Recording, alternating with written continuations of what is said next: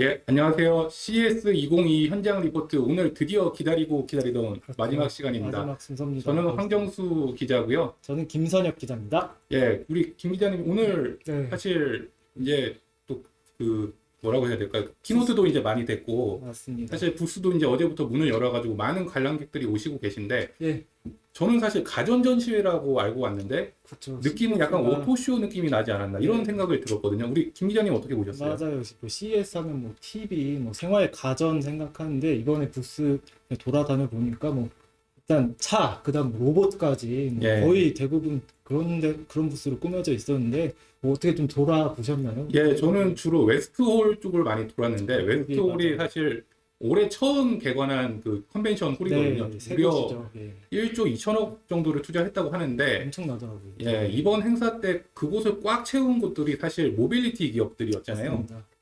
어떻게 좀 보셨나요? 네, 저 오늘 또 갔다 왔는데요. 뭐 현대차 부스 예. 당연히 좀 주목 많이 받았고 또 현대중공업 예, 부스 옆에 있었고 예. 동산도 다 몰려 있어가지고 다 한꺼번에 볼 수 있었는데 뭐 제가 이렇게 돌아다녀 보면서 본 그 특징 하나가 있었는데 바로 이 로봇의 그 존재감이 엄청 커졌다. 그렇죠. 활동 로봇이 막 왔다 갔다 예. 하면서 막 드럼도 치고 맞습니다. 또 현대 자동차 부스 뭐 가셔서 보셨겠지만 가장 놀랐던 점이 현대 자동차 부스에 자동차가 없었다. 이 점이 그렇죠. 가장 그것도 좀 하나의 포인트였죠. 예, 특이한 점이었습니다. 저는 예. 좀 눈여겨봤던 게 전기차 기업들이 물론 네. 테슬라나 뭐 리비안 이런 데는 안 나왔는데 뭐 그렇죠. 피스커라든지 아니면 인디 EV 또 네, 터키 기업 중에 한 곳이 이제 전기차를 맞습니다. 본격적으로 맞습니다. 만들겠다고 선언을 했어요, CES에서. 네, 저도 터키 기억이 왔네요. 예, 그렇죠. 게다가 또 소니까지.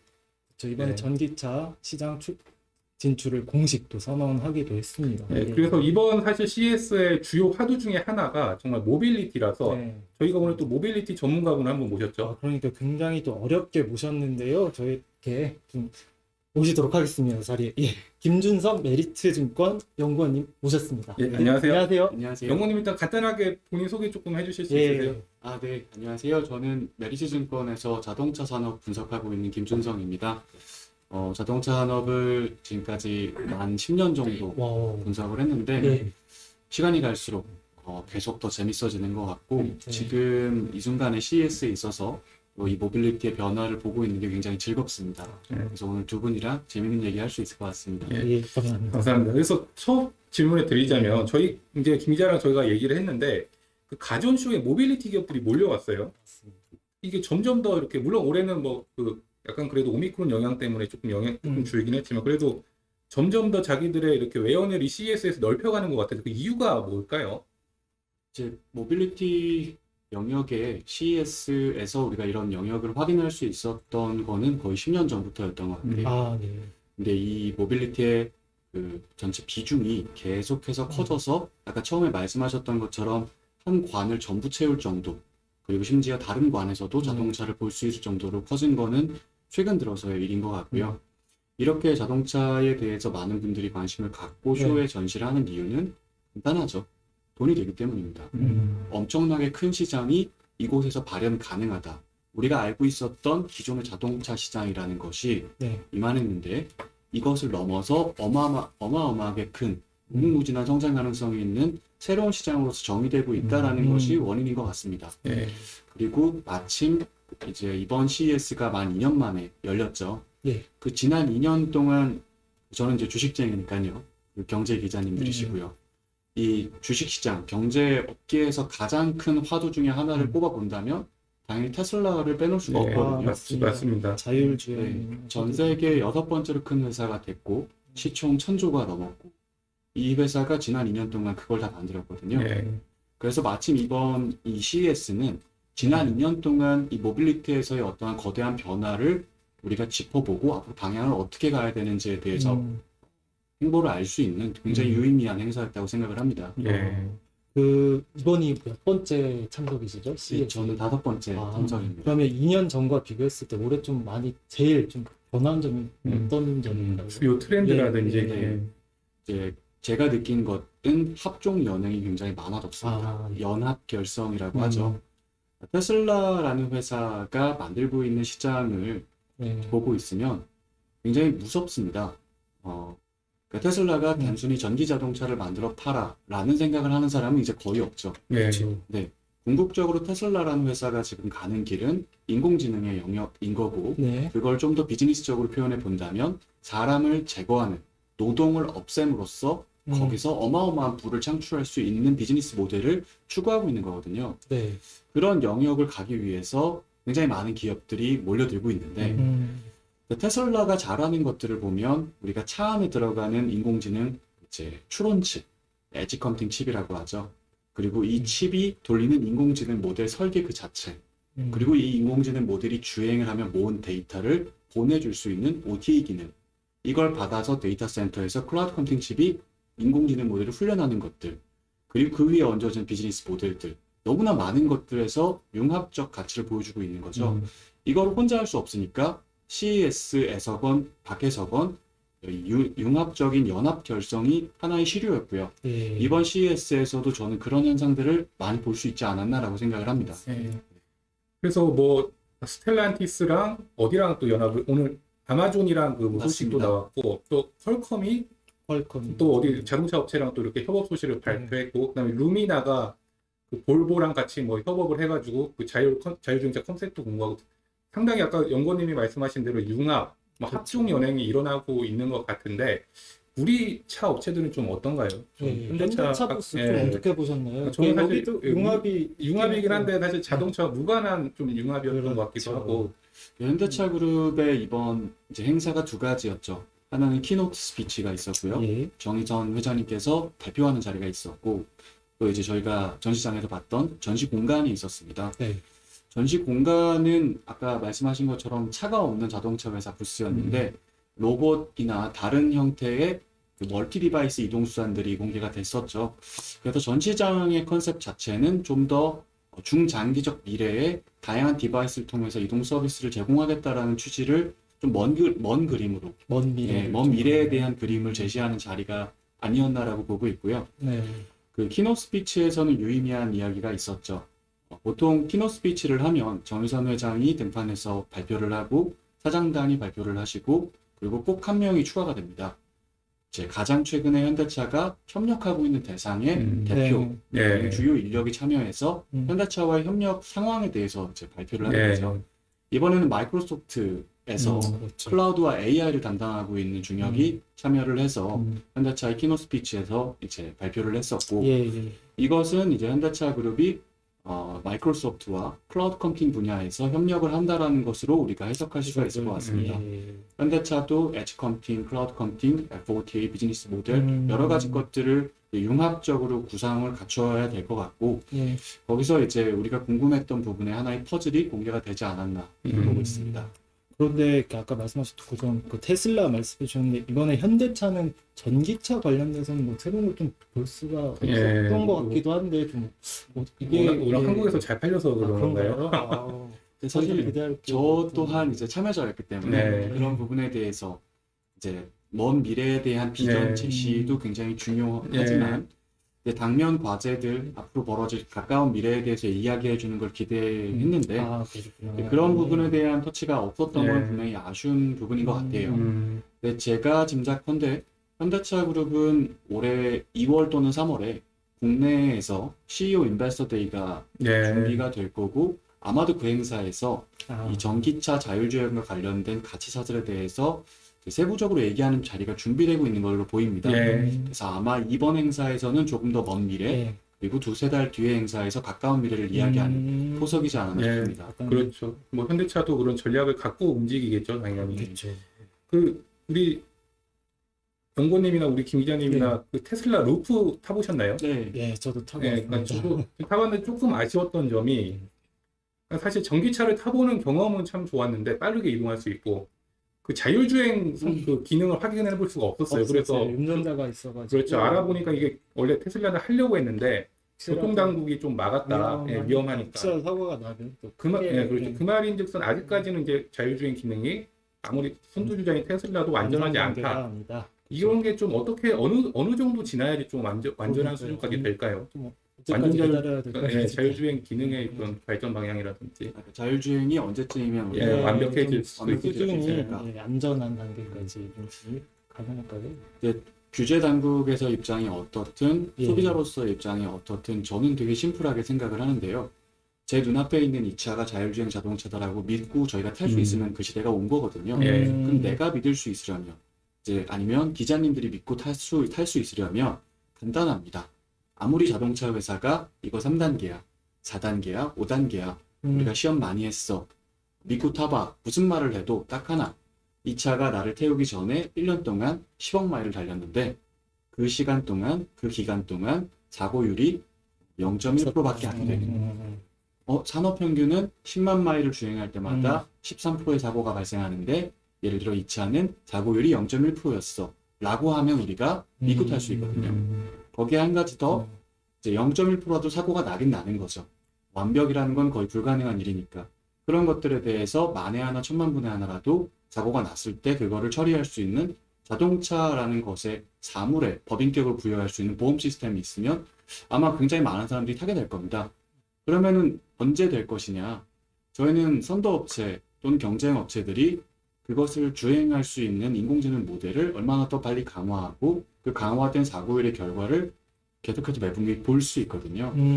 그래서 선도업체를 테슬라라고 우리가 가정을 한다면 네. 이 회사가 2019년 4월부터 이제 CNN 기반의 인공지능 모델을 도입을 했었고요. 예. 지금 이제 새롭게 도입하고 있는 인공지능 모델은 CNN 트랜스포머 RNN을 융합한 새로운 인공지능 모델이 들어가고 있습니다. 예. 그리고 인공지능 모델의 파라미터의 개수도 굉장히 커지고 있죠.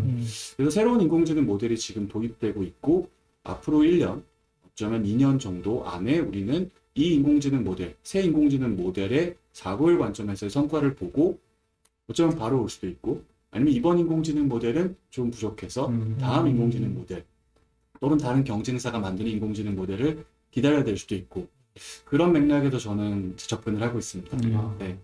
예. 그 이번 CES가 좀 예정보다 좀 일찍 폐막하잖아요. 네. 이제 7일에 폐막하는데 그러면 이제 이번 CES를 계기로 또 이 모빌리티 분야 또 자동차 분야 관련해서 좀 주목해야 될 그런 뭐 종목이 있다면 또 팔로우를 좀 해야 될 그런 네, 점은 좀 그렇죠. 어디가 있을까요? 좀 그 공부를 좀 하고 싶어서 예, 맞습니다. 사실. 저도 사실 예. 좀 궁금한 게 예. 전기차 시장에서 테슬라나 아니면 이런 업체들이 선두주자로 주가도 많이 올랐고 이제 다른 업체들 압도하고 있는데 사실 뭐 GM이나 포드 뭐 이런 데 폭스바겐 이런 데들도 전기차를 상당히 적극적으로 하고 있잖아요. 이렇게 될 경우에는 정말 어느 업체에 이제 투자적인 관점으로 봤을 때 접근을 해야 될까 투자자 입장으로서 이런 게 좀 궁금하더라고요. 만약에 이번 행사에서 예. 굉장히 많은 회사들이 나와줬었다면 이제 음. 사실 코로나로 인해서 많은 완성차 기업들이 막판에 이제 취소를 한 경우가 많았거든요. 막판에 그렇죠.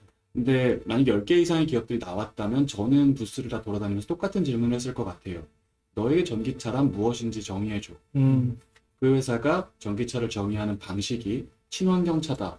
그러면 거기서 탈락이라고 생각합니다. 전기자동차는 친환경을 위해서 만들어지는 그런 목적도 기본적으로 있겠지만 비즈니스적 관점에서 우리가 기업 가치 평가의 덧셈이 되기 위해서는 전기자동차는 고성능 컴퓨터를 돌리기 위한 전기 에너지 공급 장치로서 의미가 있는 겁니다. 우리가 내연기관 자동차나 수소 자동차에서도 발전을 통해서 전기를 만들 수 있지만 발전이라는 것은 에너지 효율이 저감되기 때문에 생전기를 가서 쓸 수 있는 배터리 전기차로 전기를 만들어 쓰고 그걸로 컴퓨터를 돌려서 인공지능 모델을 구현하고 비즈니스 모델이 만들어지는 거거든요. 그래서 이 회사가 바라보고 있는 전기차라는 거에 대한 컨셉이 어떠한가에 대해서 물어볼 것 같고요. 예. 두 번째는 너가 생각하는 자율주행의 이제 완성의 정의. 그런 그 완성의 정의를 아까 제가 사고율로 말씀드렸잖아요. 이거를 3단계, 4단계, 5단계로 얘기하는지 어떤 걸로 표현하는지를 들어보면 이 회사가 인공지능 영역에서 주행 시스템 영역에서 어떤 준비를 하고 있는지도 우리가 판단해 볼 수 있습니다. 그런 이야기를 해볼 수 있었으면 참 좋았는데 네. 그거를 하기에는 완성차 업체가 이제 올해는 빈페스트나 그쵸. 아니면 토그 같은 예. 그 베트남 터키 회사를 제외하면 부스를 차린 회사는 두 회사밖에 없었거든요. 네. 그래서 그런 걸 못 해봤지만 그런 맥락에서 저는 앞으로도 볼 것 같아요. 이 회사들이 예를 들어 GM이다. GM이 이번에 이제 울트라 크루즈라는 자율주행 새로운 시스템을 공개를 했죠. 그리고 퀄컴과의 협력을 이야기했습니다.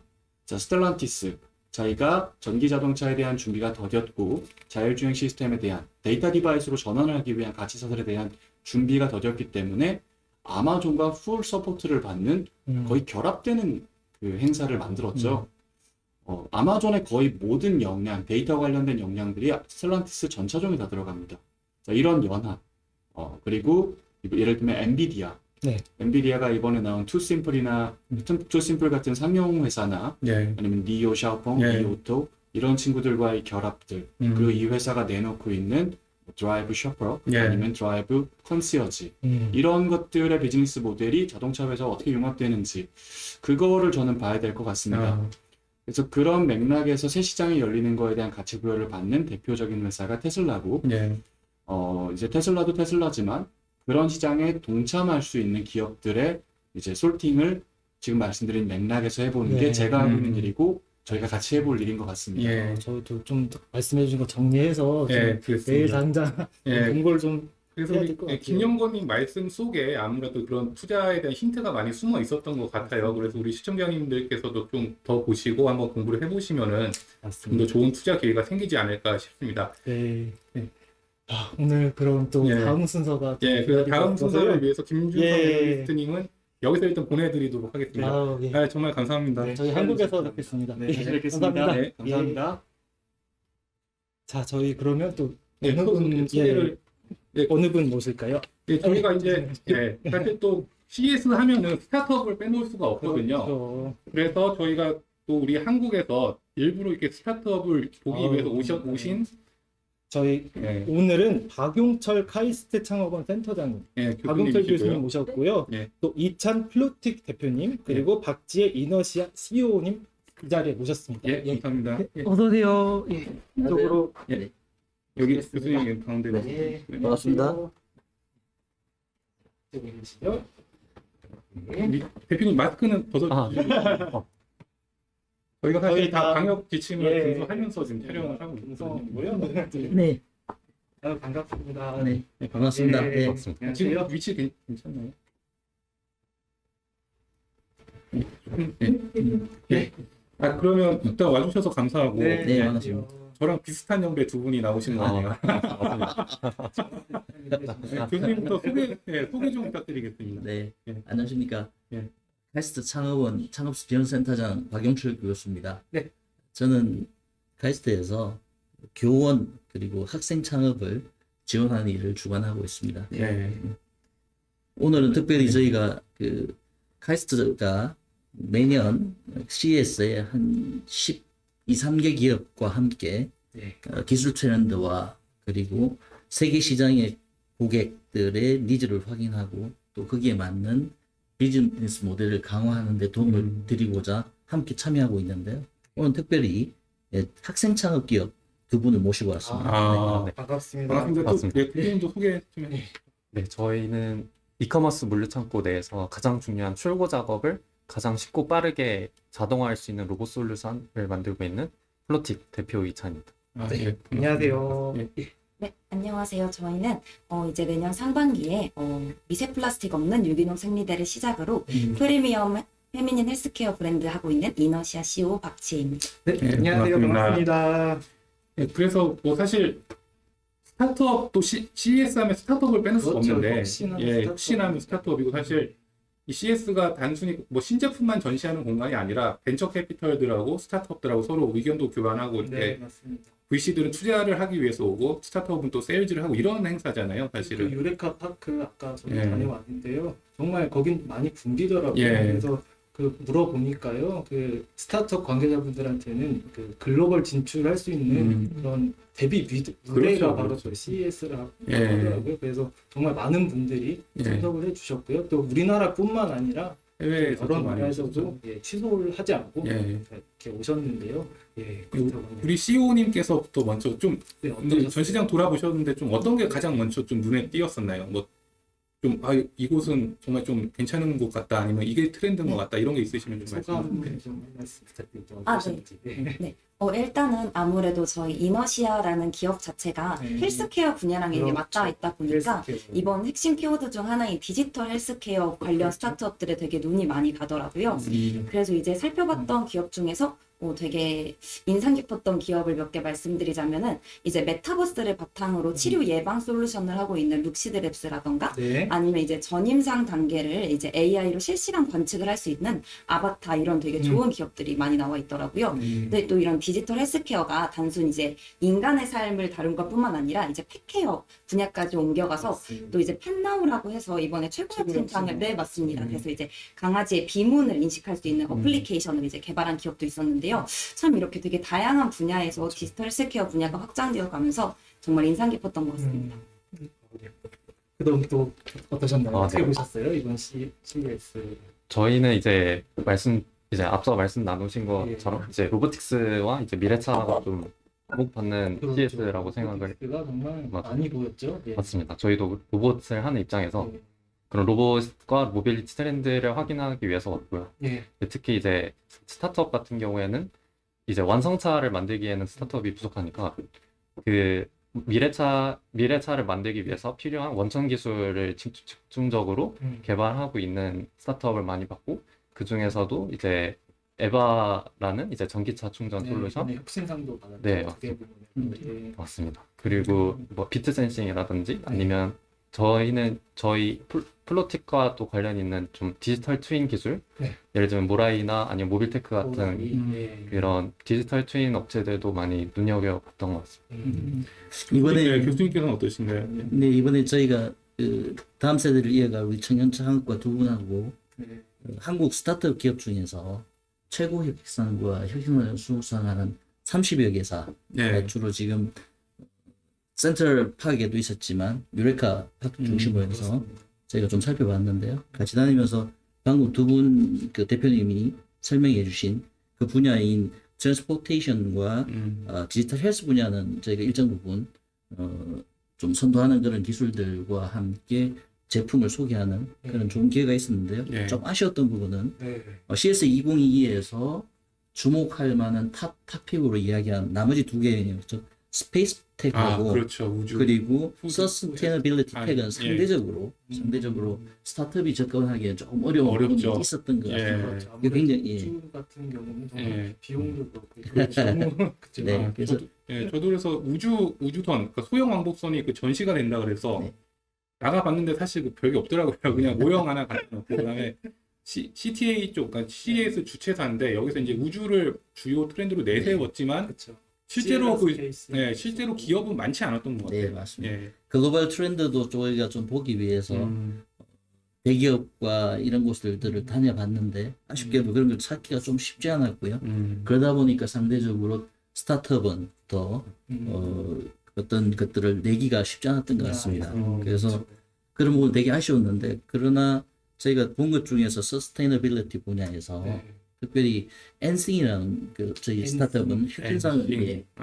스타트업이 있는데 그곳이 혁신상을 수상했는데 여기는 탈농장 중심 솔루션 그래서 스마트 팜에 좀 진화된 예. 그런 영역의 기업들은 좀 눈여겨볼 만했습니다. 네.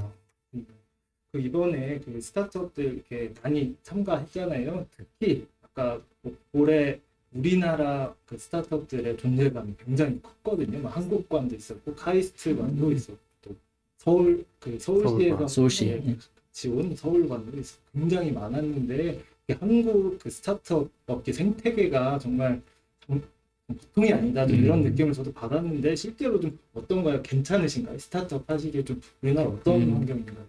궁금합니다. 저는 개인적으로는 이제 3년 전에 네. CES를 부스 참가를 했었습니다. 아. 네, 그때랑 비교했을 때 한국 스타트업이 훨씬 많았고, 그래요? 네, 그리고 그 이제 유레카과는 뭐 두말할 거 없이 많아졌고, 그리고 이런 창업원, 탈시 창업원을 포함해서 네. 뭐 코트라라든지 서울관 이런 지원이 되게 활발해졌다. 그래서 데뷔 무대라고 말씀하셨던 그런 무대나 기회들이 더 많아지고 더 잘 글로벌 무대에 진출할 수 있도록 네. 만들어 주시는 것 같아서 그게 좀 체감됐던 것 같고요. 이게 반대로 생각했을 때 제가 이제 국내 우수한 스타트업들을 한 번에 만나기 어렵잖아요. 근데 CES를 통해서 오히려 그런 분들을 많이 만날 수 있는 기회가 되지 않았나 해서 너무 좋았던 것 같아요. 네트워킹이 좀 네, 진짜 네, 좋았던 것 같습니다.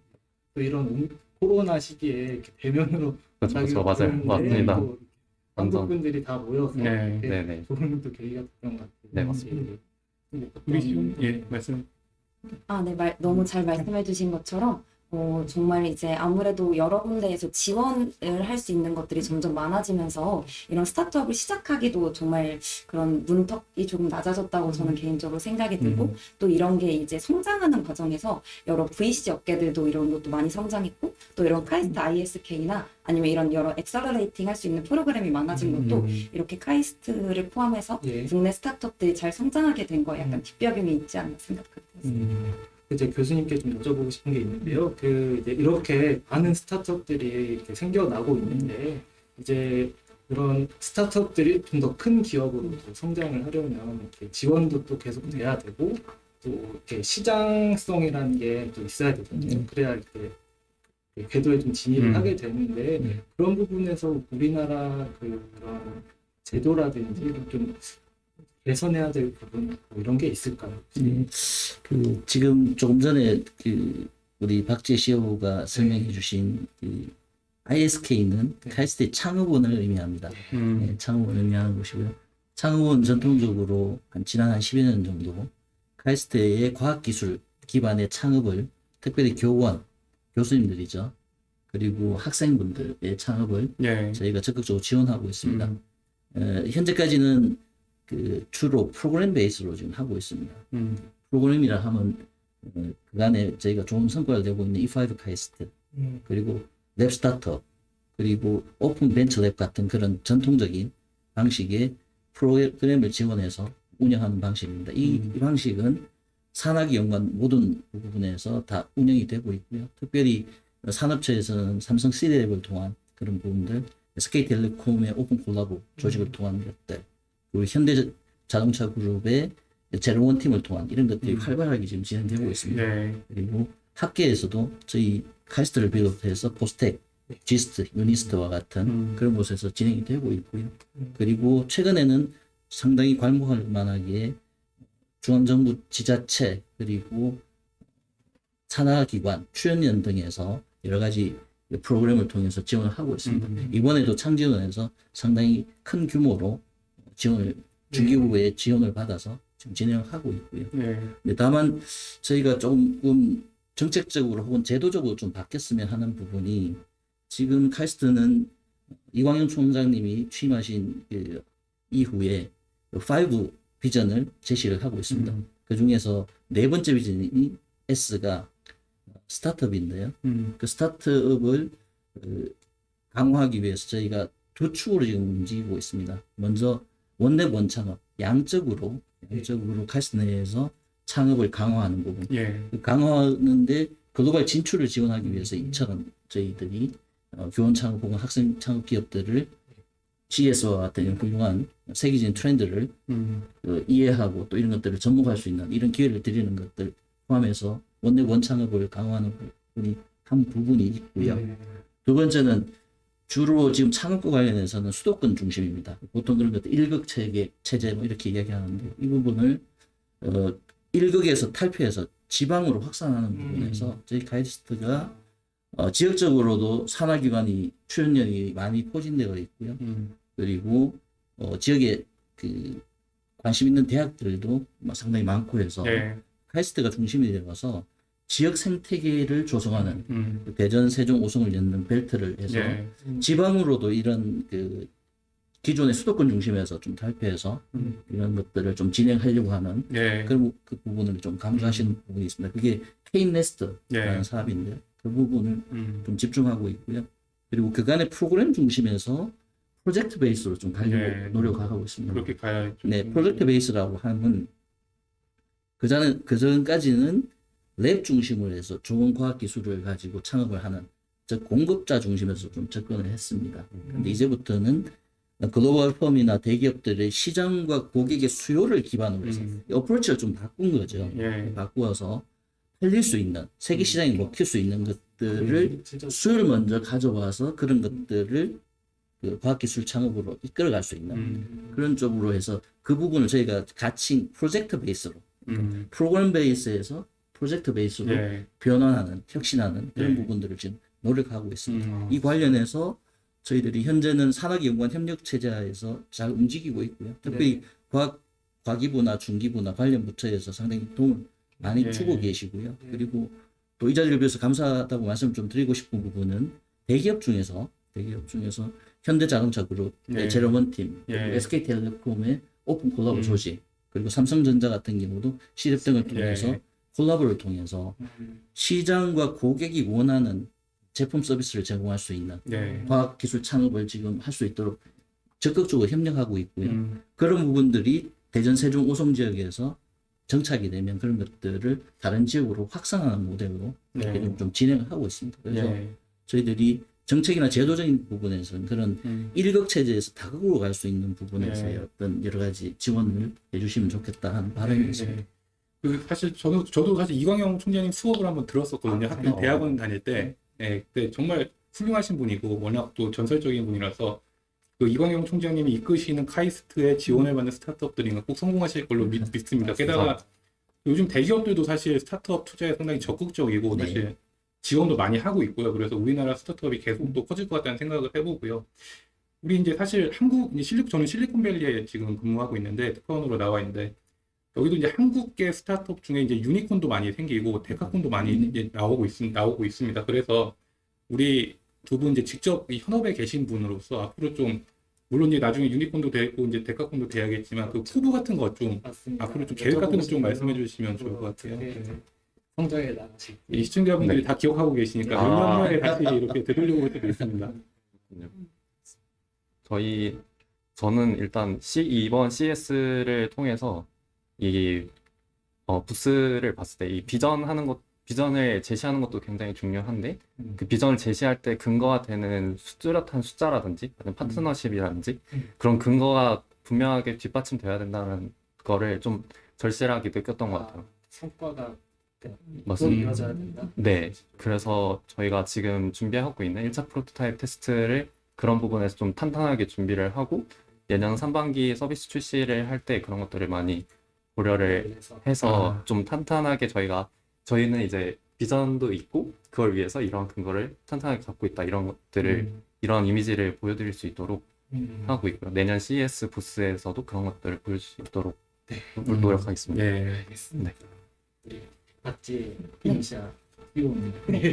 네, 일단 저도 이제 이번에 2022 CS 참여를 하면서 가장 먼저 느낀 게 좋은 제품을 만드는 것도 너무 중요하지만 이렇게 좋은 제품을 바탕으로 고객과 어떻게 하면 잘 소통하는가도 되게 중요한 하나의 포인트라는 생각이 들었어요. 그래서 이제 저도 이번 CS가 끝나고 한국에 돌아가게 되면은 이제 저희가 좋은 제품을 만드는 거에 그동안 집중을 하였으니까 저희도 이제 21년도 이제 이번 연도 상반기에 저희 제품이 시장에 나오거든요. 그래서 이제 판매하기 전에 어떻게 하면 저희의 가치나 이런 것들을 고객분에게 조금 더 잘 전달할 수 있을지 이런 거 위주로 조금 더 고민을 해보게 될 것 같습니다. 예. 네. 그리고 네, 저희도 방금 이찬 대표님께서 너무 잘 말씀해 주신 것처럼 저희도 이제 내년 2023 CES의 부스를 이제 열고 싶은데요. 네. 이때 어떻게 하면 잘 좋을지 미리미리 준비를 해놓는 것도 필요할 것 같아서 그런 로드맵 수정도 한번 해야 될 것 같습니다. 네. 네네카 파크에서 이제 나중에 그 센트럴 홀까지 아. 진출을 하시는 네, 네. 단독 감사합니다. 부스 네, 너무 보실까? 일단 의심치 않아요. 내년 CS 말씀하셨으니까 내년에도 또 한번 출연해 주셔서 네. 성장했지 한번 좋겠네요. 불러주시면 보는 감사합니다. 게 계기가 될 것 같네요. 그래서 사실 뭐 시청자님께서 이 두 분은 상당히 젊어 보이시잖아요. 다 학생이거나 아니면 졸업한 지 얼마 안 되신 분들이죠. 지금 재학 중이고요. 예. 네. 많이 좀 응원을 해주셨으면 좋겠고 또 우리 또 카이스트에서 저는 사실 이렇게 열심히 네. 스타트업들을 지원하고 이렇게 하는지 몰랐거든요. 근데 오늘 교수님 나와주셔서 좋은 말씀 해주셔가지고 한국 스타트업 업계 미래가 밝은 것 같습니다. 맞습니다. 저도 네. 그렇게 느꼈습니다. 진짜 감사합니다. 응원하겠습니다. 네. 네, 감사합니다. 고맙습니다. 네, 예. 뭐 준비를 오늘 나오시기 전에 많이 하셨다는데 혹시 못하신 말씀은 없으시죠? 제가 뭐 마지막으로 당부 말씀. 예, 마지막으로 짧게 예, 해주시면, 말씀은 저희가 상당히 노력하고 있습니다. 예. 이제 변화를 위해서 조금 전에 박지 CEO도 커넥티비티 관련된 이야기를 많이 하셨는데 기술과 기술 그리고 제품과 서비스 그리고 사람과 사람 우리 산학이 연구원 각자가 하는 것들을 따로 하는 것들을 묶어서 그렇죠. 연계해서 융합해서 세계 시장으로 나아가는 그런 것들을 대전 세종 오송 지역에서 그 중심에 과학기술의 중심에 있는 카이스트가 선도할 수 있도록 노력하겠습니다. 저희들이 이런 저희들의 노력을 격려해 주시고 또 많은 관심과 사랑을 보내주시면 너무 고맙겠습니다. 고맙습니다. 네, 감사합니다. 감사합니다. 감사합니다. 감사합니다. 예, 그래서 저희가 이제 준비한 CS 2022 현장 리포트는 이제 사회로 이제 마치고요. 사실 저희가 이제 한국경제신문과 한국경제TV가 함께하는 첫 이렇게 합작 프로그램이었거든요. 좀 부족한 점도 많았을 텐데 좀 너그럽게 또 잘 봐주셨으면 좋겠고 내년에는 더 좋은 콘텐츠로 찾아뵙도록 하겠습니다. 시청해 주셔서 정말 감사합니다. 감사합니다. 고맙습니다.